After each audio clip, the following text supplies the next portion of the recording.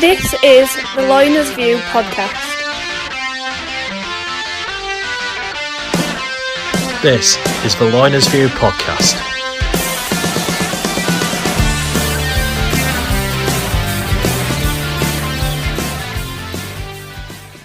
Hello and welcome to this week's LoinersView, and welcome along. We hope you enjoy the show, and remember, subscribe. It's just down there, I think. With me this week, we have Chris Patrick. Evening, Loz. You all right? Not so bad, mate. And we have the Cumbrian legend, that is Jordan Walker. Hi, Loz. All right? Not so bad. Now, with us this week, well, what can we say? She is a voice to half the city, you know, and that city is Hull, and she's an FC supporter, so we'll let her off. I mean, you know, we've invited her on. We'll be nice to her. Yes, it's the one and only Karen Horton. Hello, Karen. How are you? Evening, guys. I'm really good. How are you guys? Not so bad, not so bad. I'm okay. Right, how are you coping without any Super League? It's a lot better since the NRL came back. I will give that, but it's awful. It's awful. I'm missing it so much. Well, just before we start tonight's show proper, let's talk about Hull FC this year. Now, you had that wonderful day out at Headingley early at the start of the season where you destroyed Leeds. Can we stop there? Stop there for me. It was all right for you, yeah. For the rest of us, it was pretty horrible. And then it's kind of, your season's gone, well, how can we put this? It's gone a little bit bonkers, hasn't it? Talk us through it. How would you describe your season so far? Oh, God, it's Hull of the last 3 seasons for me. It's just so frustrating because you see flashes of brilliance, you see what they are capable of doing, but it's that C word, consistency, and it's something that we have severely lacked for years. You know, the last couple of years, it's been a standing joke that we have the most consistent side.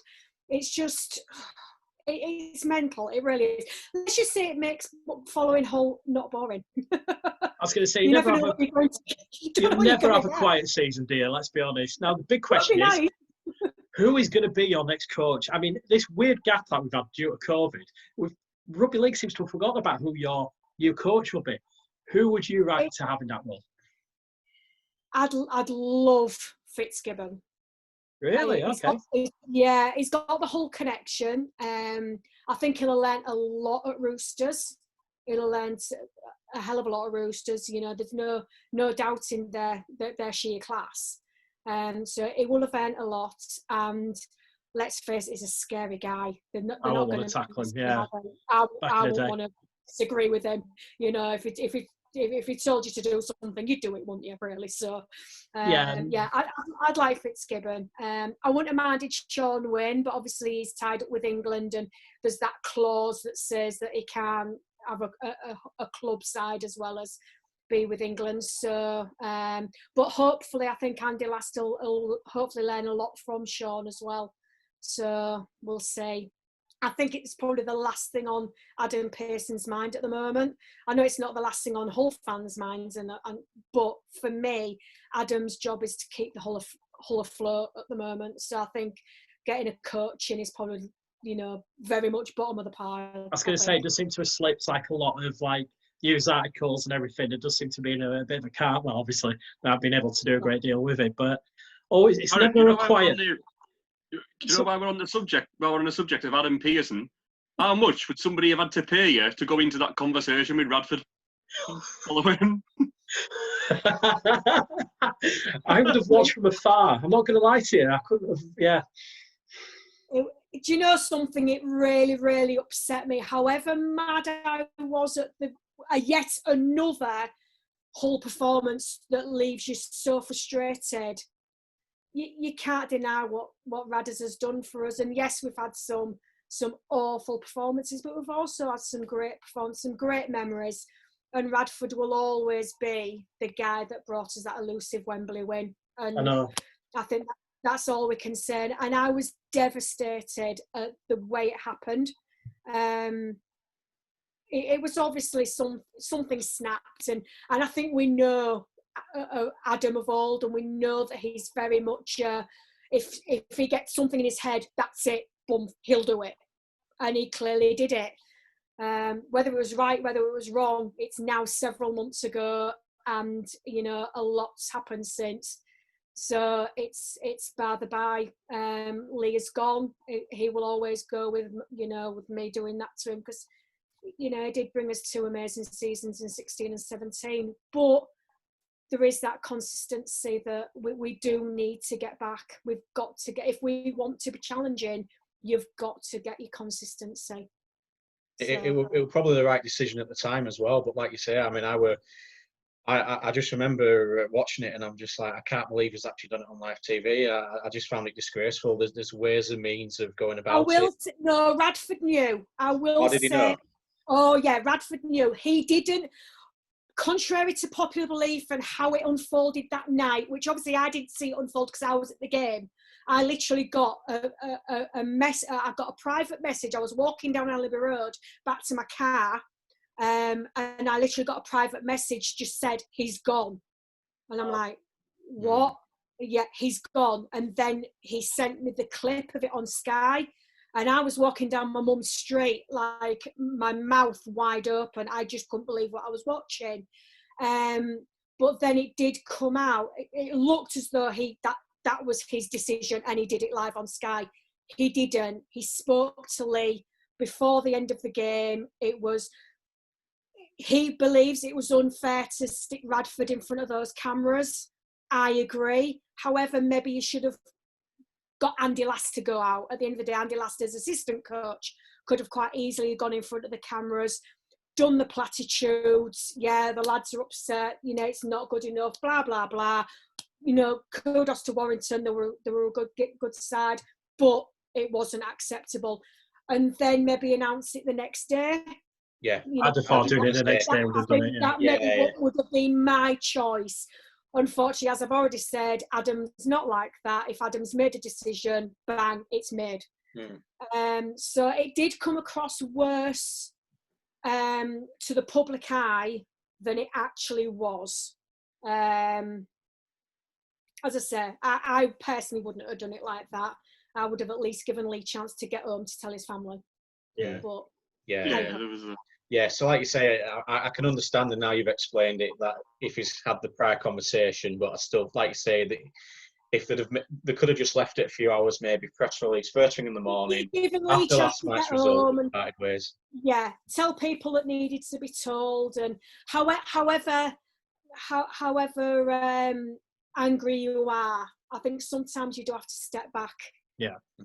And unfortunately, Adam didn't do that. But as I say, that's gone. A couple of months ago, and let's just hopefully look forward to the rest of the season starting again. That's the main stumbling block at the moment. Well, we were just about to lead on to that. For those I haven't seen, this morning, Thursday, the RFL and Super League basically announced some rule changes for the restart of the season. Some interesting rule changes. We are going with the 6 again rule, which NRL have implemented so well so far this season, plus a couple of interesting ones, potentially scrapping scrums, which they're currently seeking medical advice on, changing how many people you can have in a squad. Overall, what did you think to it? Are these good rule changes? Can you see the scrums being potentially scrapped? What's your views, guys? I think with the scrums, it's almost as if they've been looking for a way to get rid of them for some time, and they've seen this opportunity there and thought, oh, actually, we could get rid of them now. I mean, let's be honest, they don't offer anything to our game anymore. I mean, it's not even like teams put set moves on from the base of them as much anymore. They don't really. They're packed down, and it's a way to usually one of the outside backs to take the first hit up. They don't really offer anything into our game except slowing it down. I don't think so. Yeah, pretty comfortable with them going. Yeah, I'm the same. I mean, you can count on one hand the amount of times you see a scrum go against. Gone are the days where the hooker would be, legs in, having a good to get the ball out. It doesn't happen anymore. It literally is ball in, ball out, and you carry on. For me, they serve no purpose. I just don't understand them anymore. They're very ceremonial, aren't they? They're almost like a time of age gone by, aren't they? That's how I see it as. Earlier on, we put a thing out on our Twitter account just asking should they be scrapped, and I think last time I looked, it was like 56% of the people voted said yeah, let's scrap them. There has been people saying, obviously, it gives the fat lads a chance to I was relax. surprised how many people But- I saw that, and I was surprised how many people were actually for the scrum. Yeah. Forwards don't even go in them anymore. No. Yeah. You get wingers packing down in the front row and that now, don't you? Just to make a scrum. They're utterly pointless, really. But it did make me laugh that they were like considering getting rid of scrums for hygiene reasons, as if they don't make 30 tackles every game. Like it's just daft, isn't it? I think you're right, Jordan. It comes across like that way to me. I mean, it's obviously a physical contact sport, and yet they're trying to reduce contact. So you just think they've obviously been looking at getting rid of scrums for a while. I mean, the one thing that jumps out for me that I would definitely agree with is the one on the third man. The third man tackle. I forgot about that. Definitely get rid of that, especially when you've got two players. You've got two players on you as it is. You're not going to seek third one, and the amount of times that you get these bad injuries as well from the third man in the tackle. So definitely get rid of that. I think as well we'll probably see, just like with football, the potential changes of interchanges as well. Maybe having more subs coming on. Yeah, I did see about that. I think the issue is as well. Sorry, Karen. I was just going to say they've been reducing interchanges gradually over the last few years. It'll be interesting to see if they do a U-turn on that. So I'm going to say in the NRL, they've looked at it. I haven't quite seen actually if they have changed it or not with interchanges. But the other aspect is, which is quite a good one, in terms of the knee tackle, or from the third man, I should say, shouldn't that be a sinbinable offence already, do you think? Or is that just a little bit too optimistic for that thing, or for that ruling? Dangerous. They're so dangerous, though, aren't they? And when you look at it's as though they've concentrated on this bit. Everything's all about the head high, isn't it? Yeah. It's as though they forget about what can happen lower down, and there can be some horrific tackles that lower down that can be just as dangerous and season, sometimes even career-ending. It's almost it seemed to just creep into our sport, didn't it? Yeah, it was something that's probably come in about the last 5-10 seasons. At first, it was like the Michael Maguire Wigan team. It was that first sort of started doing that sort of thing around that area, and everybody got away with it. So everyone seemed to do it, but yeah, definitely outlaw it. It is incredibly dangerous, really. There was a lot of Wigan mentions about the third man tackle. I noticed online this morning, so it does seem to be it could be a tactic which might struggle with Wigan. I don't know. No, I mean, let's be honest, most teams have done it, so we can't really blame just Wigan. So yeah. We'll come right around. But that was originally the team that he brought it over with him, and they were They're always the first team you think of. Yeah, we like Wigan. He says, "We love you, Wigan." Yeah, exactly. I didn't say that. No. Right. So the other announcement, which came along in Rugby League circles, was yesterday with the announcement of the team bases for all the nations taking part in next year's World Cup. Now, bear in mind, it was 500 days yesterday, so 499 days to go. What did you think of the announcement? What did you think of the marketing? Were you impressed? What stood out for you? Massively, yeah. I thought it was really well done. The videos were quite entertaining and engaging. They were quite funny, and obviously bringing in the likes of Jesse Lingard to make that video announcing where Australia and England were. If he retweeted it himself, and if you had a look at the comments, there was a number of people saying didn't know this was on, would like to see that. So that's exactly what you want when you bring these people in to do these things. So I was quite impressed, quite pissed off that the Aussies just leaked it in a full list of them in a news article about 3 hours before we started announcing them. It's not like them to ruin things, is it? But by and large, I thought it was very impressive. Obviously the branding and things like that's quite slick, and how they explained everything behind it as well. I thought it was really good. It's something we did so well in 13, and I think we'll only get better. I just think that it's as though we seem to want it more when it was in Australia the other year. It seemed as though they were interested, whereas we saw in 13 just how much we got behind it as a nation, and not just the England games. Matt announced at the Scotland Fiji, I think it was, game. Scotland Tonga. Oh yes, Scotland Tonga up in Whitehaven, and that crowd was absolutely phenomenal. It really was. The ground was absolutely packed, and it was a great atmosphere. You can't tell me that Scotland Tonga in Australia got anything like that. You know, the atmosphere. I'm not even talking about the number of crowds, just the want to see a good game of rugby league. It just doesn't seem to happen down there. Yeah, I've noticed that, Karen. Like spending time in Australia, the atmosphere, like watching NRL games, it's just completely different in it. They're just quite happy just to kind of like sit there, enjoy the game, react to certain things. But a few years ago, when I was living out there, I went to an Open West Tigers training session. So I managed to get a few of the autographs, and they asked me where I was from. They expected me to say somewhere in Sydney. So when I said Leeds, all the faces lit up. Yeah. And they were just asking me about, like, what's it like in the UK. They were mentioning Warrington. They were on about the atmosphere, and they were just amazed by it all. And they were saying how taken aback the fact that we even give the referee crap as well. You know, yeah. So it's just a different. I don't know what it is over there. It's a different world. It is, yeah. It's almost like a sing when you winning sort of mentality over there with the Aussies. Whereas, you know, you go to Headingley, you go to KC, from the very moment you go into the stadium, you're making noise, the atmosphere is building up. You go there and it's more of a, you know, it's a bit of a day out in the park. You know, you've got rugby going on in the background and you're having a nice drink. I mean, we were lucky enough to go to Australia in 2018 when Hull went over there for the Wigan game. And then, of course, the week after, there was the double header in Sydney. And we played St George and they played the Rabbitohs. And you know what Hull fans are like. And it was just like one big party for us. And we were singing and chanting and doing as we do all the time. And the St George fans came and sat near us.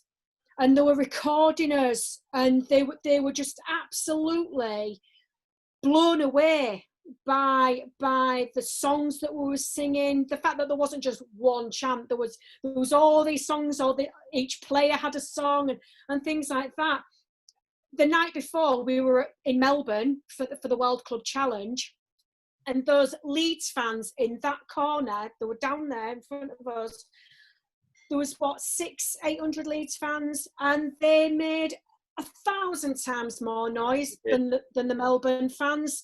Yeah. There was Melbourne fans in front of us on Tinder.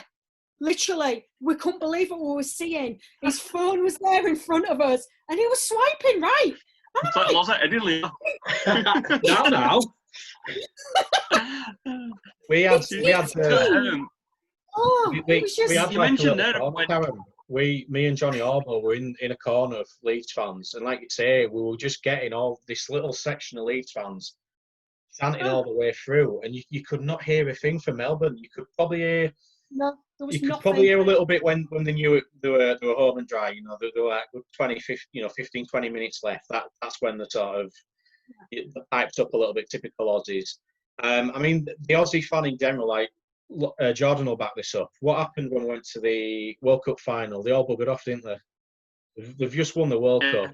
They get up, they go on. They're horrible to watch games with, though. What's that? They're horrible to watch games with. Like, oh yeah. When we at the World Cup final, every time England got the ball, one of them would turn around and just shriek in your face. It was like they make that horrible squeal, don't they? There's no class, is there? There's no class whatsoever. I always say there's nothing worse than a sore loser and a bad winner. And to me, Australians are bad winners. They're awful. There's no class whatsoever, you know. And I'll agree with that. In Melbourne, I enjoyed the day. It was great catching up with you guys. But for me, the atmosphere in the ground was just really quite substandard. It was boring, you know. Thousands, and don't get me wrong, it was a cracking crowd physically. You know, the ground was packed, but zero atmosphere apart from those that corner of Leeds fans.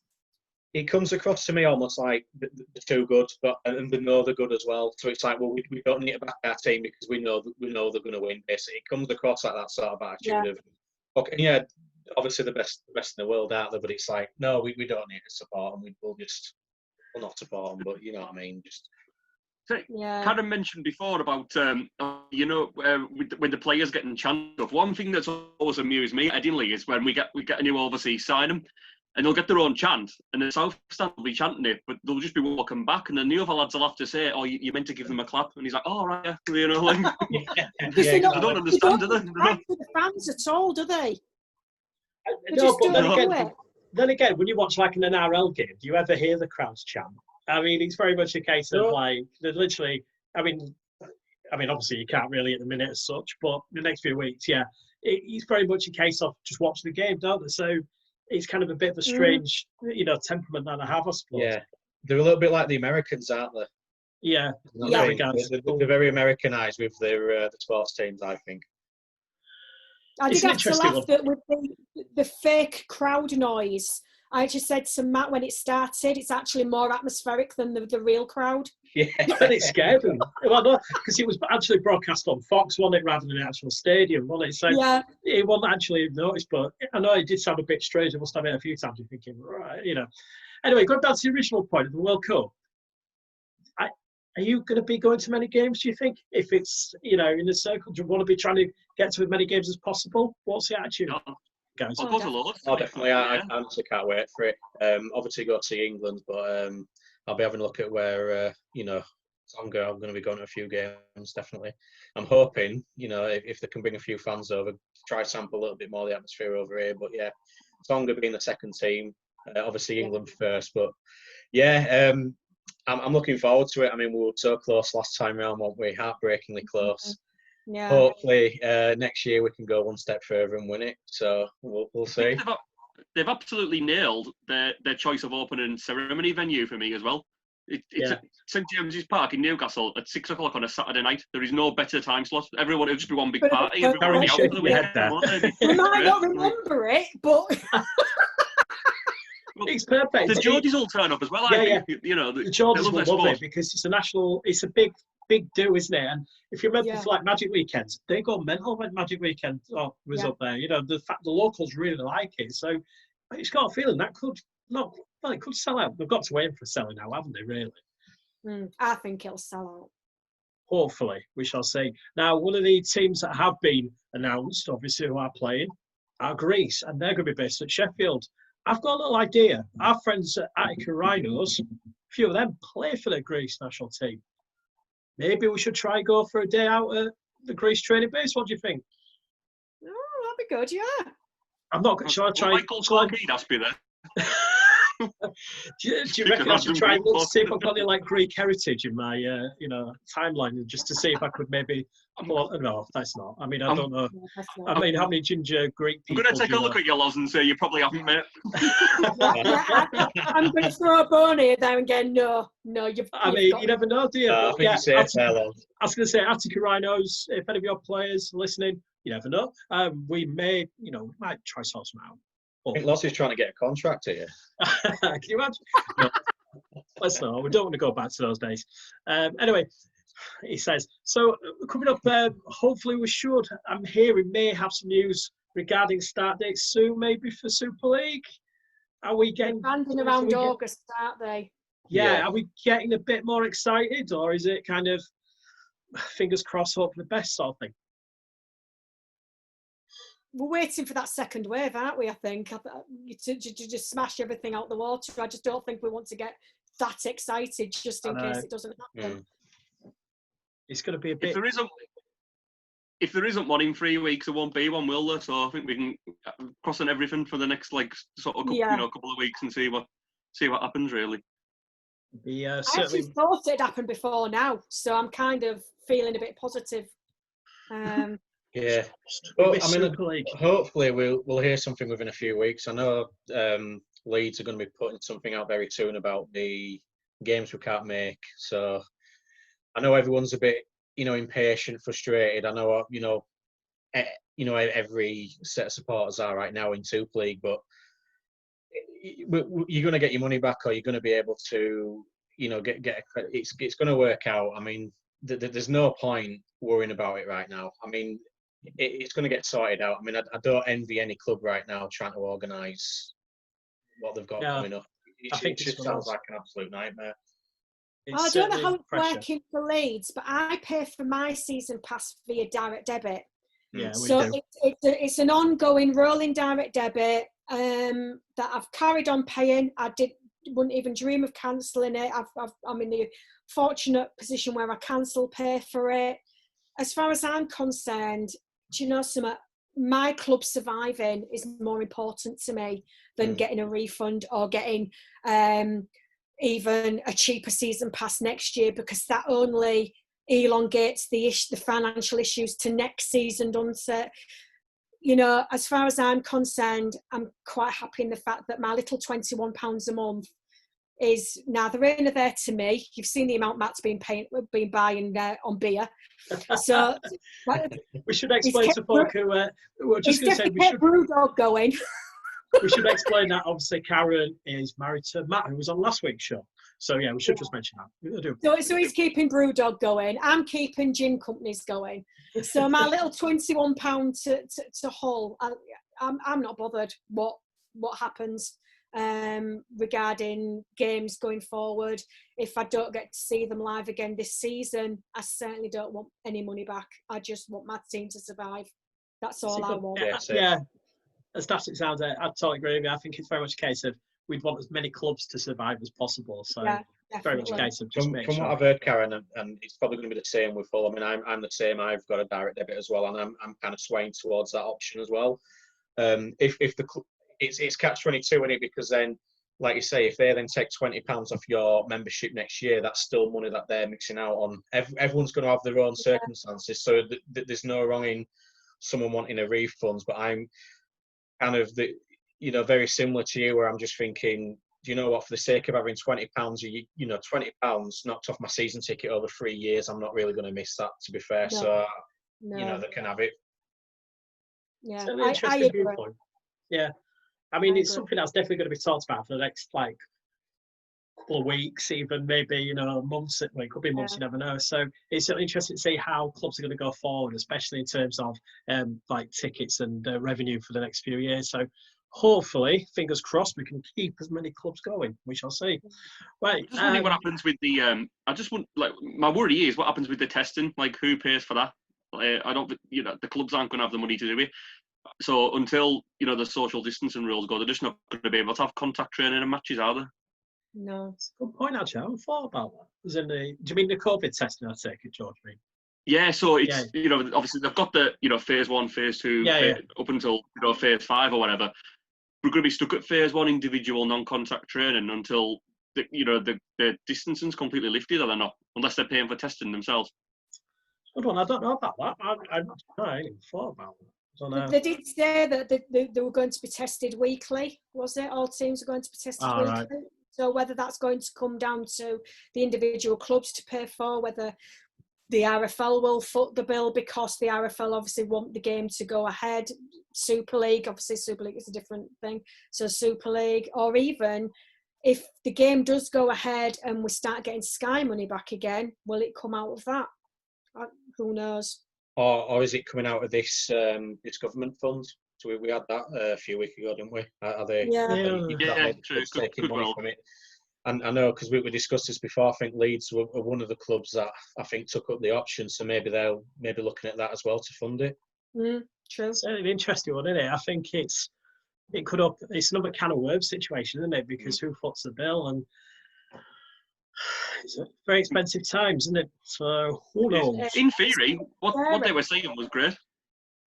Yeah. It's just getting to that point where it's practical to put it into, get it sorted, really. We shall definitely see. Right, well, that's the end of part 1. We shall be back in just a few moments. Right, hello and welcome back to the second part of this week's LoinersView. And right, Jordan, have you got your... Last week you mentioned you've got a Cumbrian team that you did, because obviously we did our Exiles team and stuff like that. Do you want to read your Cumbrian team out? Because we kind of didn't have much time for it last week. Yeah, no, I've got it. And as I thought, it's a really, really good, nasty, aggressive, horrible pack of forwards, let down by the backs a little bit. But so fullback, I had Greg McNally from Lee. He's always been quite a good player at Bradford and various other clubs. On the wings, I got Shane Toll, who plays for Barrow and he played for Scotland in the last Four Nations, and Andrew Bullman, who plays for Whitehaven. Karen might know him, he played for Hull in the reserve grades a couple of years back. But I remember the name. He's absolutely rapid. I think he'll probably play at a higher level. Centres, really struggled with centres. One of them, Ryan Shaw. I think he's now back in Rugby League at Lee, I think. And Liam Paisley, who was at Wigan, who is now at Barrow, but I think he's injured at the moment, but he played quite a lot of centre. Standoff, I went for Jordan Johnston, who plays for Hull. I think he's more of a hooker, but he did play a bit of standoff for Widnes. Yeah, he's playing hooker for us. Yeah, and Colin Phillips, who plays for Whitehaven in Scotland. Now, this is where he gets good. This is quite a good forward pack, I thought. So, props are gone for Kyle Amo, and it's Amo, not Amo. That really winds me up. And Liam Ossip from Salford, who probably stands to reason should captain the team because of the job that he done there. He's probably in better form than when he played for England all them years ago, actually. Good player, very good player. I would say. Big run. He is. Sean Lunt as a hooker. What to have? Yeah, great. Back rowers, James Donaldson, who leads his unsung hero for me. Very well. And Morgan Knowles. Not a lot of people realise that Morgan Knowles is Cumbrian, so he will be the other second rower. And Brad Singleton at loose forward, who's just a big daft lad. And a subs bench of Jack O'Neill from Cass, the young hooker. Greg Richards, who was at Saints, I think he's at Lee now. Will Mayer, who's also at Cass, and Brett Phillips, who's at Whitehaven in Scotland. That's not a bad team, that. I'll be honest, there's quite a bit of power in that forward lineup, and I think, put it this way, that would give pretty much a Yorkshire team a run for its money, or a Lancashire team easily. So, cheers, Jordan. They'd compete for a little bit, wouldn't there? It's some big daft lads in that pack. I don't think they'd be very fun to play against. Can you imagine? No, you wouldn't come up against some of them, would you? No, you wouldn't. No. Right, so we've got a new feature this week, guys, and it's going to be what we're going to do for each guest every week. We're going to put them under 60 seconds of pressure. Okay, this may sound daft. Oh, you horrible person! Oh, come on, it's going to be fun.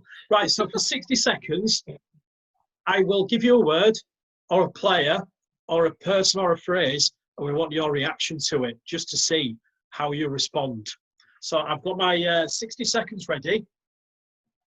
Paul Cook. I'd have him back. I'd love him back as an attack coach. Okay. Yeah, I'd have him back. Hull KR. Oof. Excuse me. Do children listen to this? Okay. The 2005 Challenge Cup final. Oh, I loved it. Don't know what the problem is. I sobbed like a baby. Amazing. So did I. Albert Kelly. Albert Devastated Kelly. is going. Devastated. Yeah, devastated is going. We knew it was coming. We knew it was coming. Well, that describes us all, doesn't it? What was that? The Boulevard. Oh, God, you're trying to get me crying. I miss it so much. Standing that threatening stand, nothing like it. And that is a minute gone. So, yeah, that's a new feature, Under Pressure. So, thank you for being our guinea pig this week, Karen. I hope that's all right. And we'll carry on that, I think, for the next few weeks, just to see some of the actions of people and what they think of certain words. We'll keep that going. Right, so this week in our Rugby League Dictionary, alternative one, we have the letters E and F. Now, I've been thinking about this. The letter E, what we're bringing to the table, folks. What words or phrases in the Rugby League world do you associate with the letter E? I'm really struggling with this. I thought players. Is it Palai Milwaukee? Okay. I thought players. El Crabtree. You see, the old legend that is Mr. Crabtree. What a player. I mean, he's one player with the ball. Yeah. I'd love to have, right, without sounding horrible to Huddersfield and their fans, I'd love to have seen him somewhere else. Like, even playing at Leeds or somewhere, because there were rumours for ages he were coming to Leeds. And nothing never ever materialised. But such a big forward, wasn't he? He kind of did the job. And he never took a backward step. He never. He was fearless, absolutely fearless. I'd have loved to have had him in a black and white shirt, definitely. One sat next to him at a WWE show recently, believe it or not. But you look tiny. Look like I do against everybody else. Yeah, I had him sat on one side of me and Darren Fletcher on the other side, the footballer. All right. Quite bizarre, really. I just feel like. He's an interesting character, to say the least, Darren Fletcher. He was quite a nice bloke, actually. He was all right, yeah. I went to uni with his missus as well. So, yeah. Anything else related to E then, guys? What have you thought of Jordan? Eddie Hemmings. Oh, that's not bad. To me, as much as he talked absolute shite for 90% of the time, it's his voice at Rugby League, isn't it, him and Steve-O? Yeah. It has been different since I went. And that's the thing that obviously Sky have been showing a lot of repeated games, haven't they, over the lockdown period? And it is those two voices, Eddie and Steve-O, and for everything we slagged them off about, they still get the goosebumps going, don't they? Oh, yeah, they do. There's some very iconic moments that they can be, identified for, especially Wide to West, the whole moment at Huddersfield. He had that thing. I was doing a thing the other week, and where there was talking about Sky's commentary, and I don't know if you might not notice it. Obviously, as you go to all the Hull games, did you on Sky? They never ever say Hull. If you ever notice this, because apparently the word is so short that's why they use black and whites, because it takes up more time on commentary, which apparently I found out the other day. Okay. So, yeah. I never knew. I've never, as you said. Look out for that. I actually did that the other day, and it is quite ironic to look at and see, and you kind of go, "Oh yeah, Hull, short word, black and whites, a bit longer." Sorry, it's a geeky little fact, but yeah, I found that. I'm going to look out for Every that. day's a school day, isn't it? Welcome to the Laurie School Days. It's not. That's really good, though. Ellery Hanley. Let's throw that in there. Oh. Ellery Hanley. Oh, Lord. Is that not a good thing? That was a very a dramatic reaction there, Patrick. What did you think to Ellery Hanley? Do you remember? No, I was going to mention it. Sorry, mate. Sorry. No, it's all right. No, because originally I was going to say England, so obviously we've been talking about that. Then I'm going to say Ellery Hanley. So just to sort of throw mine in there, just as like an honourable mention, we're tying in Leeds and Hull, so I'll throw in Ewan Dowes. Oh, yeah. Ex-Leeds. And what he's been doing in the lockdown as well. Have you seen some of the cycling challenges he's been doing in the lockdown? Oh, my word. He's an absolute machine. Absolute machine, that bloke. Could have been in my Cumbrian team. Oh, yeah, he could. He didn't have he started off at Leeds. It was very much in the academy cell, but he never really got that chance to break through into the first team. I think he made maybe a couple of appearances, and then he left straight to go to Hull. I think straight away. Did he go on loan at first, or was it a signing? I can't remember, but made quite a big impact. He came to us permanently, but again, one of those stalwarts that never took a backward step. It was always great for us. A reliable player. People always say about Ellery Hanley's one of those names that lights up the stars, but you can't have 13 of them or 17 of them. You need to have the solid players that you can rely on week in, week out to do the job. I guess the ultimate one for you over the years, Karen, must have been Richard Whiting. Superman. He hates that nickname, by the way. He absolutely hates the fact that we call him Superman. But that bloke, how many players can you say has literally played every single position on that field? And he has. He's played from 1 to 13 at some point in his career. And again, never took a backward step. You could rely on him. And he's had some horrific injuries. I remember being down in London. I think he broke his leg twice in his career with us. And when he broke his leg in London, it was awful. How he's come through it. And then he went on and he's been great for Toronto. So, yeah, another one of those players that you can always rely on. And a player that you can rely on, whose surname begins with E, Gareth Ellis. Another player with massive connections between Leeds and Hull. unbelievable talent. And the fact it took, well, we'll call it a holiday, and then came back Yeah, and played again. 2 years out. Yeah, 2-year holiday. And it just doesn't, it doesn't give up. And you think to yourself, there's players who started around him who've retired long ago, and he's just still got that energy. It's amazing. Well, he's played in all 3 decades, hasn't he? I mean, granted, it was 1999 he made his debut. Doesn't matter. Yeah. It doesn't matter. He's played in every single decade of Super League. And for that, I mean, what he's achieved, he achieved at Leeds, what he achieved in the NRL at West, and then what he did for us was, it's just, he rejuvenised us. He gave us belief. He gave us structure, which I firmly believe we definitely lost when he retired. Even though he was still there, he wasn't in the capacity that he wanted to be. He went into more of a backroom role at Hull. And then, of course, you know, he went into the coaching side of things at a lower level. And then, of course, it was like, right, my body's recovered, I'm back. He could be a great coach, you know. I think he's got the ability to be a really good head coach. He seems very quiet in terms of media, but I can imagine in the changing rooms he'll give you a bollocking if you're not doing all. You know, he's that sort of player. So knowledgeable. He's played at every single level. He's won everything that you can. He's just, let's just say he's one of those players that I am so glad chose Hull. Because he could have gone anywhere when he came back from Australia. We were after him. Yeah, we were linked. Yeah. Well, people were very critical. Oh, Hull have thrown the money at him, and it was all about money. And it wasn't. He's openly said that Hull wasn't his highest financial offer. He came to Hull because of what Adam's vision was for the club, and Lee's at the time. And, you know, he did go on and lift the trophy back-to-back 16-17. So we did get, you know, some silverware as well. Not a bad thing. Karen, one thing that I've always sort of like wondered about Hull, and I don't know if you could maybe shed any light on it and think maybe why that's been over the years, is that you always recruit really, really well. And then every year, people are always like, oh, this, you know, Hull will be bang there this year. And for whatever reason, it never sort of really works out. Why do you think that's been over the years? Any particular reason that you can think of?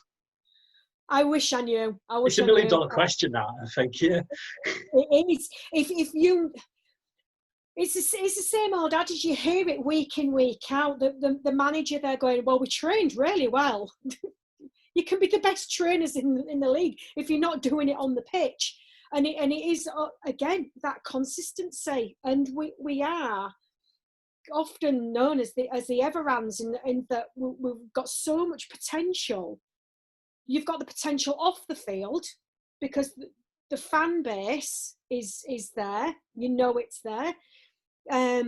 You've got the passion. You've got the passion within the club. You've still got people in the club that have been there years and years and years, so know what it means, not just to the club but to the fans as well.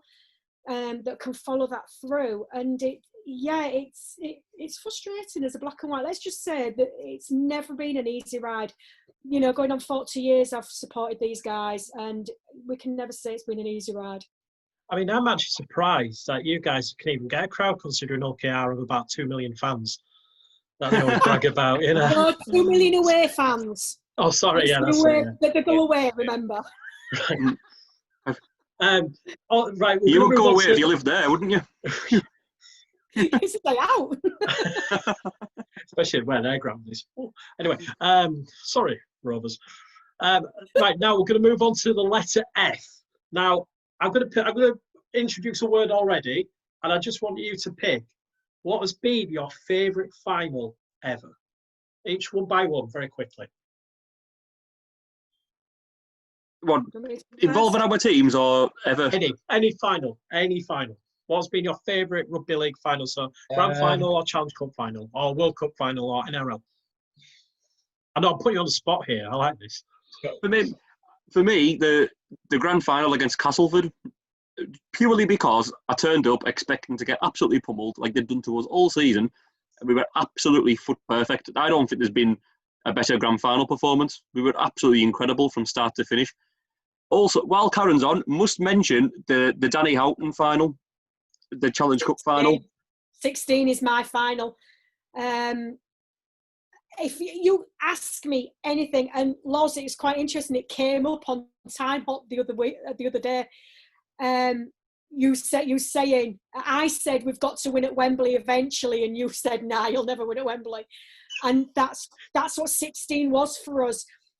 Matt famously in his commentary, because he commentated that day obviously for Warrington, and Matt famously in his commentary said, it wasn't a monkey on our back, it was King Kong. It was literally, every club, not just Rugby, I mean, it was their song, and it's hilarious that they can't sing that song at us anymore. Yeah, thanks. But Yeah. you all did. You all, the minute we started with Old Faithful, you carried on with You'll Never Win at Wembley. And that was gone. It was just everything. And I'm not a believer, but by God, did I pray in those last 5 minutes. You know, Get us over the line.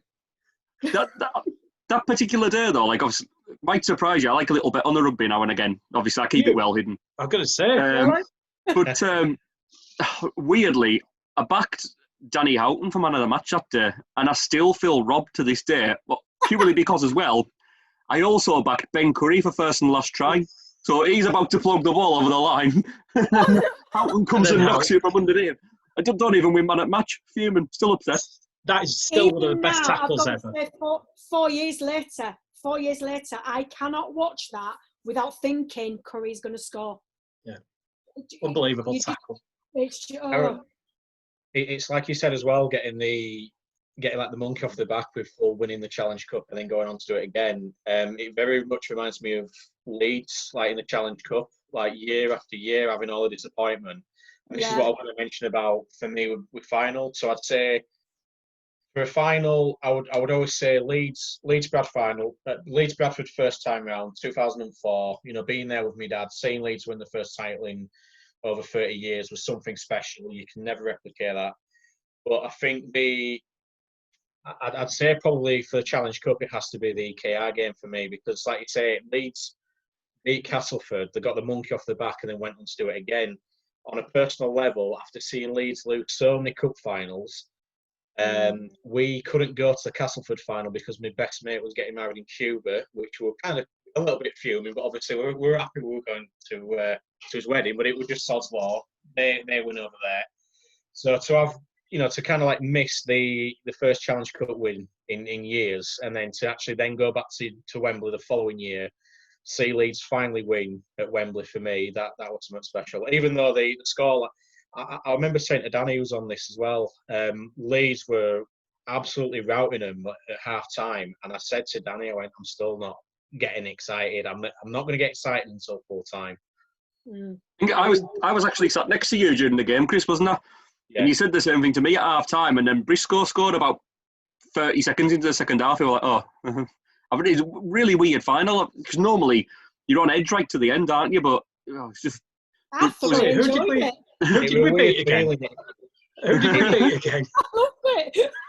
KR, yeah.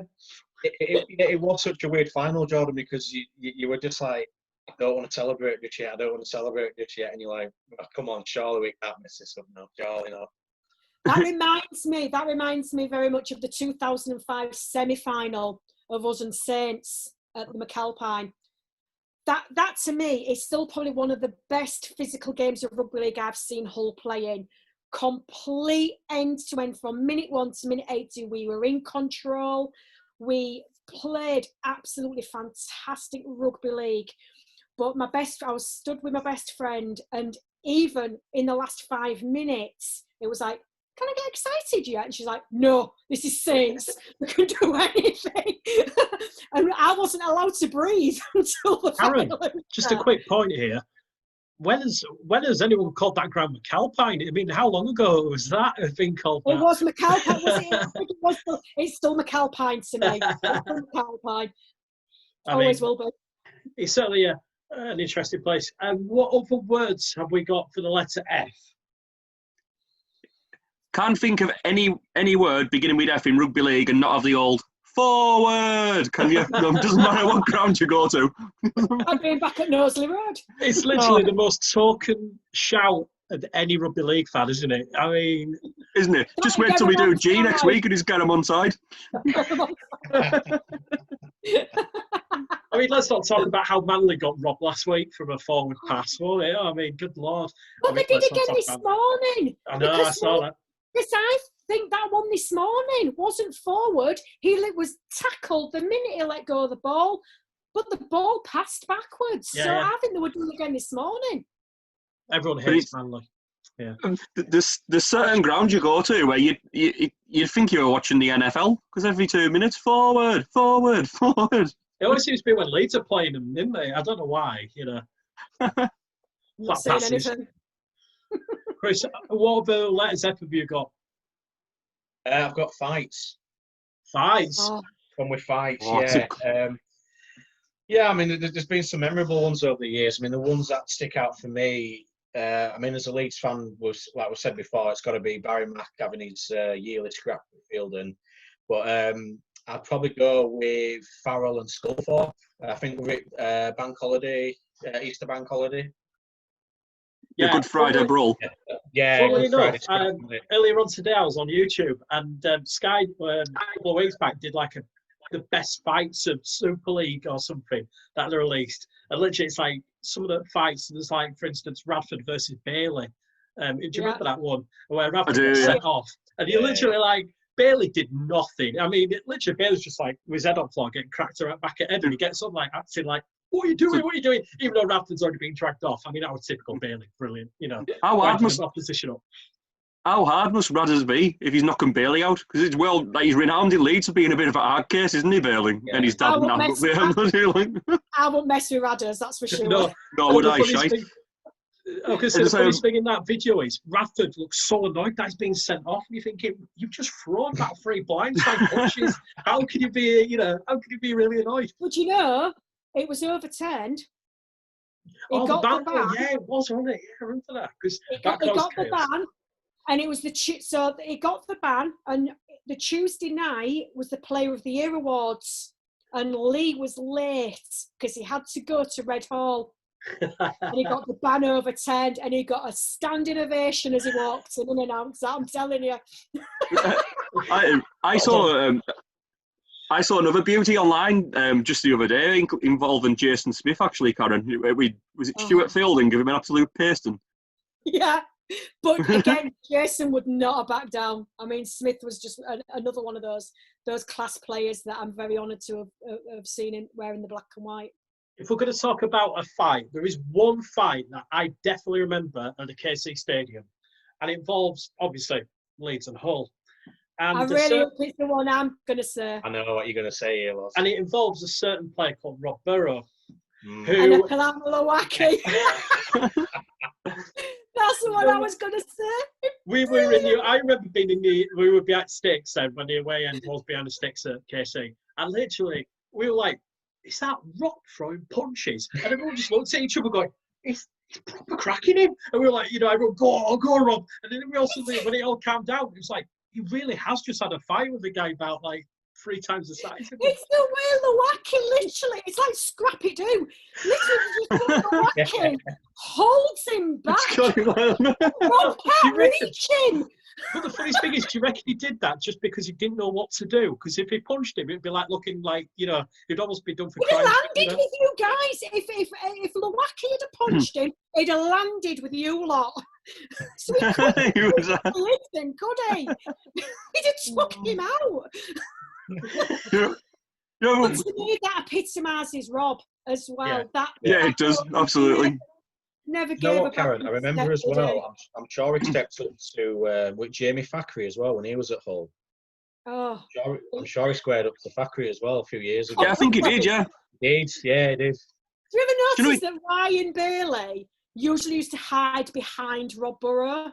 There's something wrong in that. Because he was just the windiest player in Super League history, wasn't he? He was there just to wind people up, basically. Every team needs somebody like him. So well. Do you know what? Is it in ice hockey or something where they have like a goon basically that's just there to fight and get, he was just. That's what he was there for. He offered us a lot in terms of, he took us forward and stuff, and he took the ball up and what have you from time to time. But friendly at Headingley, where he got sent off Yes. And it And wasn't. his It's like face was, yeah. I don't know who he squared up to, I can't remember. But his face was just bright red with blood. It was pouring. So he'd Oh, had a God. good go at somebody. I can't remember who that was what against. I remember it, but I can't remember. It was pre-season, wasn't it? Was it against Bradford? Yeah, it was the big Boxing Day. But yeah. Him and James Graham used to like a good set too, didn't there? There was always handbags though between them, but it did used to be amusing. I love how Bailey suddenly got dragged into the fights thing. I think this is brilliant. We could do like a list, couldn't we, of Bailey's best scraps over the Super League. I think he's probably belted most people. No, the best one for him has to be the grand final against Warrington, where literally towards the end of the game, he's got about 4 Warrington players all around him going, come on then, while the game's carrying on. And literally the ball's at the upper end of the field, and we're like, Bailey, you're doing brilliantly here, mate. Just keep it going. And honestly, well done, Bailey. One that I always remember with Leeds as well is was it Mitch Garbutt who decked Jason Tormalolo? I mean, challenge, yeah. It was like when you see an amateur game and they're getting hammered and they're bored, so they just put the balloon up and just start a fight for the crack. We were getting absolutely hammered. He goes, "Oh, I can't be arsed with this." Bang! Just cracked him one and dropped him one. It was a 5-game ban or something like that. It's something stupid, it's yeah. frowned upon, isn't it? Fighting's frowned upon nowadays. But in the early days of me watching rugby, that was Bring the staple back the biff, part of the game, wasn't it? You know, back the biff. Bring it back. Bring it back. Definitely. Do you know what? It's When the Super League restarts, so we need to start the bring back. Sorry, I can't say it. Bring back the biff campaign. Bring back the biff. Definitely. I'm sorry, Laurie. If we're not allowed scrums, we're not going to be allowed an all-in brawl. I'm sorry. Probably not going to be allowed. No, there's too much contact. I'll tell you what, mate. It's took something away from State of Origin for me. I used to love that. Yeah. You know, you digging your mate who you're going to play with on Saturday, but they're smacking each other. It was brilliant. I mean, it's one thing that has kind of, if you'll think about some of the, well, we should talk about this, but in terms of fights over recent years in Rugby League, there hasn't been that many big ones, has there, in Super League? It's almost like just kind of desanitised a little bit, which it sounds bad, but it's a bit disappointing, I think. I don't know. Yeah. Until you look at the grand final the other year with Wigan and Saints, and that's when it goes the other way, doesn't it? And when you kind of think that's a little bit too much. Yeah. Ben Flower. Ben Flower. And God, yeah. Saints would have lost that game. There's no Wigan. Wigan were outstanding that year, and Wigan would have won that game definitely. Yeah. In fact, they nearly won it even without Flower. Yeah, because it was quite close. Yeah, they did. Was it 60th minute or something? If I remember right. Yeah. They were winning at half time, weren't they? It was like 2 at half time for Wigan. Yeah. I think. I could be wrong. We could be. Yeah. No, it keeps getting replayed, so it'll be on over the next couple of days. As soon as an NRL game finishes on Sky, we'll put that Ben Flower moment on back again, you know. It's not just remind us. Yeah, how much we're missing, you know, Super League. Right, well, anyway, it's been a pleasure, as always, guys, and thank you very much to Karen. You have been a brilliant guest this week, and you are more than welcome anytime you'd like to come back on, and especially when the season starts, just so we can give you more whole grief, I think. Oh, definitely. I think we've been quite easy on it tonight, I think. I think we have. I know. Yeah, you know, do you know that eventually we will meet up, and I will hit you. Just because there's been no matches to wind you up about for 3 months. That's why. I've had to. I said I'm loving this. We had lost in weeks. I mean, I had to remember you didn't have a coach up until about like an hour ago. I was like, oh yeah, that's something. I need to throw that in. Yeah, I know it's almost quite weird, but yeah. Anyway, that feels like good luck. Time ago now. Bring it back. Come back, Super League. We miss you. Not long, hopefully. Right, anyway, thank you very much, guys. And please subscribe. There is a button somewhere, probably down here. Down there, subscribe, put alert notifications on, and you'll get all our updates every week. Plus, as well, if you haven't listened to our special with Paul Kilbride, which we did the other night, it's on just below here, probably. Even more down, past the subscribe button. It's a brilliant episode, full of plenty of stories, and I'm sure we're going to be getting him back in a few weeks' time. So, hope you enjoyed tonight's show. Please stay safe. Have a good weekend, folks. Goodbye.